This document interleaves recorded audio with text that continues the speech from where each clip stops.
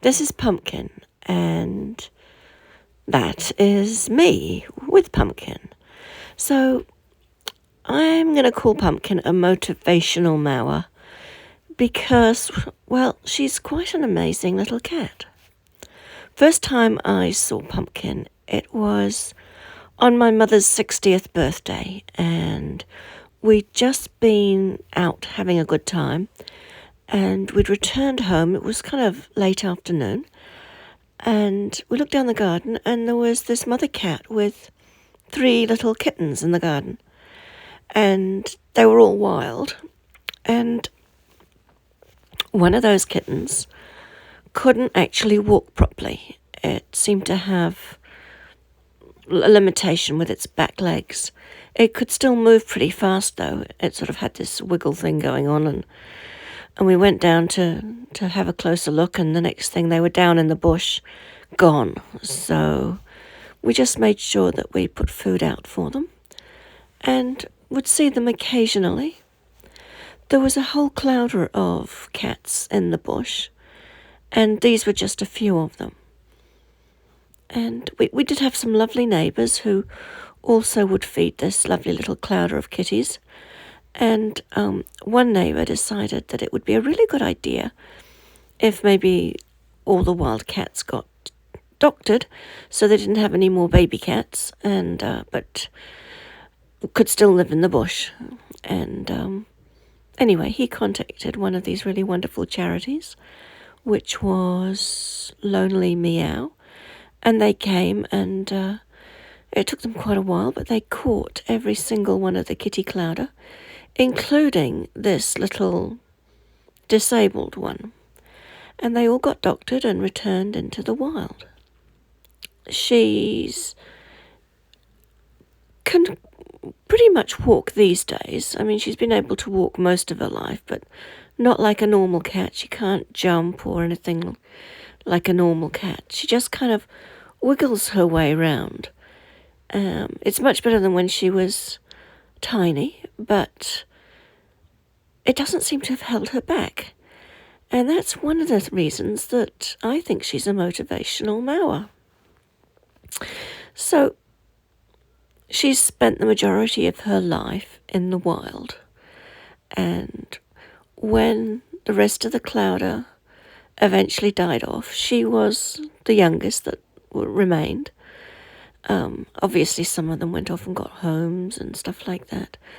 But she would come up to the house to be fed, and she would be very hissy and aggressive towards us, even though she really wanted us to feed her. So she'd come right up to the door and look expectantly. But if we got too close, it would be all hiss, hiss, hiss, hiss. And then she'd run as fast as she could run with those little damaged back legs away if we got too close. So we fed her for years and years. And to explain how long we've been feeding her, as I said, first time I saw her was on my mother's 60th birthday, and she would have been, only a few weeks, I'd say. She was running around in the garden, well, hanging out in the garden, I should say. So I don't know how old a little kitten, playing and enjoying life. And so that was on my mother's 60th birthday, and in November, my mother turned 87. So that's pretty impressive. Now, for the majority of her life, she's lived in the wild. She's lived out down in the bush, come up for food, then back down into the bush again. And then about 5 years ago, we realised that we were going to have to sell up. It was a very large piece of land, and we couldn't maintain it, and the rates were astronomical. So we put the place on the market, and it was sold to a developer. So we knew that not only was the house coming down, but they'd be bulldozing everything, and there wouldn't even be anywhere for her to hide, let alone anyone to feed her. So I knew that she had to come with us. Now, my mum kind of argued with me. She said, well, she's a wild cat. She's not going to enjoy being with us. And I said, well, let's let her choose, because I don't think she can survive without us. And I think that she's our cat now, even though she's wild and she doesn't like us. So my mother agreed. And the deal was that if she got into the cat box, then I could bring her with me. And if she didn't get into the cat box, then she was choosing to stay there. So we essentially had moved, and we'd been gone about 5 days. We were going back every day to feed her and check on her. And once we'd got ourselves settled into our other place, I went back with the cat box. And I opened the front end of it, and she just walked straight in. It was like she knew. She just instinctively knew, because we'd gone. There was nothing left there. She knew we'd gone, even though we were going back every day to feed her. She knew. And so she went into the cat box, and we went off to the new place. And she didn't like it at the new place. But she was being fed, and we thought we had it all fenced well. But there was this little hole. Now, she's a tiny cat, and she managed to get through it, and then she was gone 10 days. And we thought, oh dear, we've lost her.